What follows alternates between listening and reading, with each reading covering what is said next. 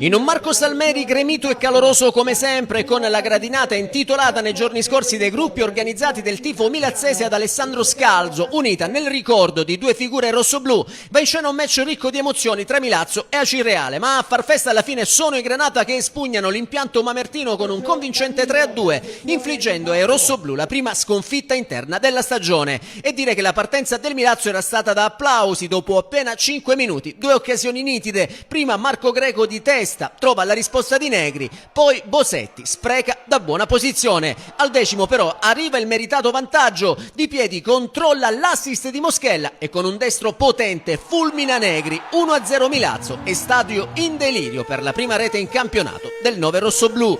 La Cireale però non trema e nel giro di 2 minuti ribalta tutto. Al 17esimo Samb Falù di testa firma l'1-1 su cross perfetto di Giuliano. Al 19esimo ancora lui approfitta di un errore difensivo e con un diagonale preciso porta avanti Granata. Doppietta personale 2-1 a Cireale, che può gioire con i propri tifosi presenti nell'impianto mamertino. Gli ospiti spingono e sfiorano il tris con lo scatenato Samb, che non trova l'impatto sul cross da destra di Semenzin, ma al 38esimo è Gagliardi a punire un errato disimpegno di Mileto, firmando il 3-1 che congela il Salmeri e fa nuovamente esplodere di gioia i tifosi Granata. Nella ripresa il Milazzo prova a reagire con Pipitone e la spada, ma le conclusioni dei neoentrati al 57esimo e 2 minuti più tardi non trovano fortuna. Dall'altra parte gli acesi continuano a creare pericoli con Gagliardi che calcia di poco a lato, mentre Negri si supera all'84esimo sulla splendida girata dal limite di Moschella. Spinge la squadra di mister Catalano, che al minuto 84 chiede un calcio di rigore su Bosetti, ma il signor Daniello lascia giocare tra le proteste rossoblù. All'86esimo la Cireale sfiora il poker, Ken trova la decisiva respinta di Mileto e sulla ribattuta Samb fallisce mandando sul fondo, ma è il Milazzo a riaccendere le speranze all'88esimo quando Cassaro anticipa tutti e di testa accorcia le distanze 2-3,